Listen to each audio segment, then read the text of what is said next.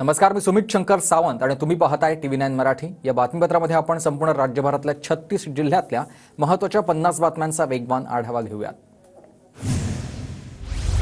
काँग्रेसचे माजी आमदार मोहनराव हंबर्डे अजित पवार गटामध्ये प्रवेश करणार आहेत। उपमुख्यमंत्री अजित पवारांच्या उपस्थितीत त्यांचा प्रवेश होईल। 28 फेब्रुवारीला पक्षप्रवेश सोहळा पार पडेल। पुण्याच्या कात्रज दूध डेअरीवर अजित पवारांचे एकहाती वर्चस्व आहे। कात्रज दूध डेअरीच्या अध्यक्षपदी स्वप्नील ढमढेरेंची तर उपाध्यक्षपदी तानाजी जगतापांची निवड झाली। जळगावातील भुसावळ नगरपालिकेला मंत्री संजय सावकर यांनी दिली भेट। संजय सावकर यांनी घेतलाय कामकाजाचा आढावा। कार्यालयामधील प्रलंबित कामं 100 दिवसाच्या आत पूर्ण करण्याचे आदेश दिले। अकोल्यात भाजपच्या अमरावती विभागाची बैठकीला बावनकुळे, अशोक उईके, रवींद्र चव्हाण उपस्थित। पालिका निवडणुकीच्या पार्श्वभूमीवर बैठकीत चर्चा। पुरातत्व विभाग तुळजाभवानी मंदिराच्या पाया आणि भूगर्भामधील स्थितीची तपासणी करणार आहे। मंदिराच्या गाभाऱ्याला तडे गेल्यानंच पुरातत्व विभागाकडून पावलं उचलण्यास सुरुवात। पुरातत्व विभागाची प्रसिद्धी पत्रकाद्वारे ही माहिती आहे। नाशिकच्या मालेगावमधील बांगलादेशी रोहिंगे प्रकरणाची चौकशी ATSकडे द्या, विश्व हिंदू परिषद आणि हिंदुत्ववादी संघटनांची मागणी आहे। बुलढाण्यामध्ये GBSच्या पार्श्वभूमीवर आता प्रशासनाची जोरदार खबरदारी आणि पाणी तपासणीचे अधिकाऱ्यांना आदेश देण्यात आले। ग्रामीण भागामध्ये जलस्रोतांचे नमुने हाती घेतले जातील आणि कामचुकारपणा करणाऱ्यांवर शिस्तभंगाची कारवाई होईल। केस गळती प्रकरणाचा प्रादुर्भाव बुलढाण्याच्या खामगाव तालुक्यात देखील होता आणि केस गळतीचे आतापर्यंत 277 रुग्ण आढळल्याची माहिती आहे। आरोग्य यंत्रणा हतबल आहे। नाशिकच्या लासलगावातील ब्रिटिशकालीन पुलावर हातोडा, पर्यायी मार्गाचा वापर करण्याचं आवाहन। छगन भुजबळांच्या निधीतून हा पूल नव्यानं बांधण्यात येणार आहे। पुण्यातील आंबेगावमध्ये शिवसृष्टीच्या दुसऱ्या टप्प्याचं 19 फेब्रुवारीला लोकार्पण होणार आहे। मुख्यमंत्री आणि उपमुख्यमंत्र्यांच्या उपस्थितीत लोकार्पण सोहळा पार पडेल। प्रतापगडावरील तुळजाभवानी मातेचं हुबेहूब मंदिर साकारलंय। गोंदियाच्या गोरेगावमधील बबई देऊलटोला या शेत शिवारामध्ये तरुणीची हत्या झाली। आरोपीला फाशीची शिक्षा देण्याची भाजपच्या मनोज बोपचेंची मागणी आहे। मागणी पूर्ण न झाल्यास आंदोलन करण्याचा इशारा दिला आहे। चंद्रपूरमध्ये अवैध सावकाराकडून 9 जणांची फसवणूक, व्याजाने पैसे देऊन शेतकऱ्याच्या जमिनी आणि मालमत्ता बेकायदेशीर हडप केल्याप्रकरणी गुन्हा दाखल। वर्ध्यात तांत्रिक अडचणीमुळे CCIची कापूस खरेदी बंद आणि कापसाला भाव मिळत नसल्यामुळेच शेतकऱ्यांचं आर्थिक नुकसान होत आहे। जळगावच्या पाचोरामध्ये तांत्रिक बिघाडाचं कारण देत कापूस खरेदीला बंदी, शेतकऱ्यांकडून नाराजीचा सूर आहे। वाशिम जिल्ह्यातील प्रमुख प्रकल्पामधील पाणीसाठा घटलाय। पाणीसाठा दिवसेंदिवस कमी होत असल्यानं नागरिकांमध्ये चिंतेचं वातावरण। जलसंवर्धनासंदर्भात विशेष पावलं उचलण्याची मागणी आहे। उन्हाळ्याच्या तोंडावर नांदेडमध्ये पाणी टंचाईचं संकट आहे। हंडाभर पाण्यासाठी महिलांची विहिरीवर कसरत, गावकऱ्यांकडून पाण्याचा प्रश्न सोडवण्याची मागणी आहे। सोलापूरच्या करमाळामधील समस्येवरून भाजप पदाधिकारी आक्रमक, रस्त्याची दुरवस्था, स्वच्छतेच्या समस्या लवकर मार्गी लावण्याची भाजपची मागणी आहे। समस्या लवकरात लवकर न सोडवल्यास तीव्र आंदोलन करण्याचा इशारा आहे। लातूरच्या चाकूर नगरपंचायतीसमोर डम्पिंग ग्राउंडमुळे त्रस्त झालेल्या शेतकऱ्यांचं उपोषण। डम्पिंग ग्राउंडमुळे शेतीचं नुकसान होत असल्याचा शेतकऱ्यांचा आरोप आहे। पंचायत समिती याकडे दुर्लक्ष करत असल्याचा आरोप आहे। अमरावती जिल्ह्यामधील वरुडमध्ये विविध मागण्यांसाठी शेतकरी आक्रमक झाले। पीक विम्याचे अनुदान मिळालं नसल्यानं शेतकरी आक्रमक, तातडीनं नुकसान भरपाई देण्याची शेतकऱ्यांची मागणी आहे। भंडाराच्या करडीमधील शेतकऱ्यांचं उपोषण मागे, 12 तास वीज पुरवठा देण्याच्या लेखी आश्वासनानंतर उपोषण मागे।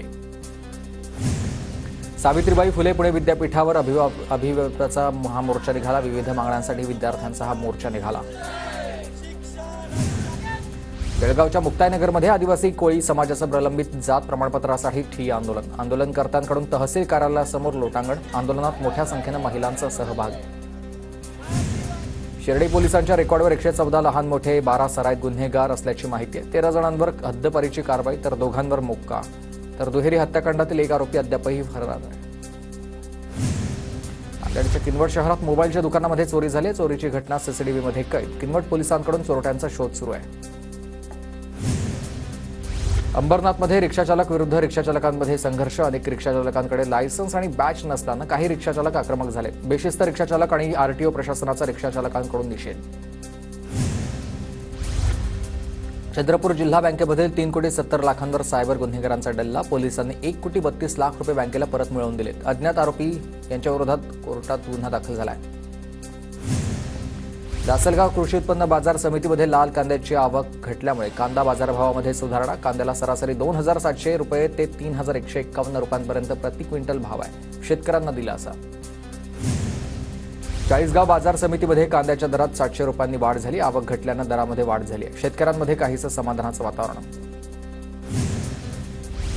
सोलापूरमध्ये बजेटनंतर देखील कांद्याचे दर घसरलेलेच आहेत. बाजार समितीमध्ये कांद्याला प्रति किलो 15 ते 25 रुपयेपर्यंतच भाव. बाजार समितीमध्ये कांद्याची आवक घटली तरीही भाव घसरलेलेच आहेत. अहिल्यानगरच्या मार्केटमध्ये आज कांद्याची आवक घटली. आवक कमी झाल्यानं भाव स्थिर पाहायला मिळालेले आहेत. हिंगोलीच्या बाजारामध्ये टरबूज विक्रीसाठी शेतकरी दाखल झालेले. टरबूजला 20 रुपये किलोचा भाव आहे. टरबूजचा खर्चही निघत नसल्यानं शेतकरी आता हवालदिल झालेले आहेत.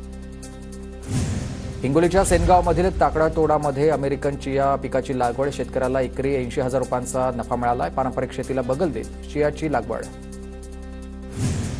नांदेडच्या मुदखेड तालुक्यात पोषक वातावरणामुळे गुलाब शेती बहरली आणि गुलाबाला चांगला भाव मिळत असल्यानं शेतकऱ्यांमधून समाधान. तर एकीकडे रब्बीतील पिकांवर रोगाचा प्रादुर्भाव होतोय.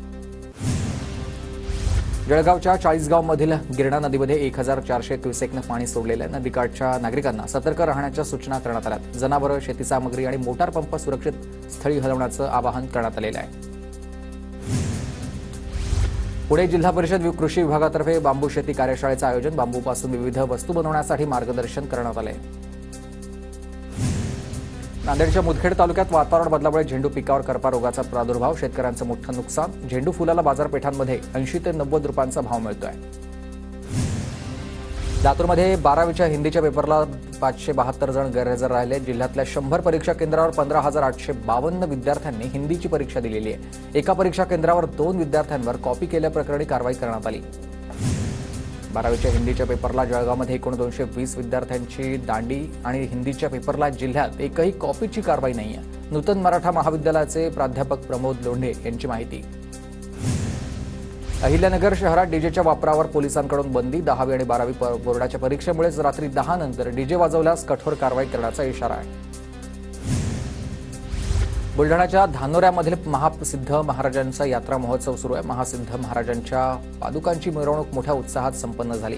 या यात्रेमध्ये पंचक्रोशीमधील नागरिक मोठ्या संख्येनं सहभागी झाले.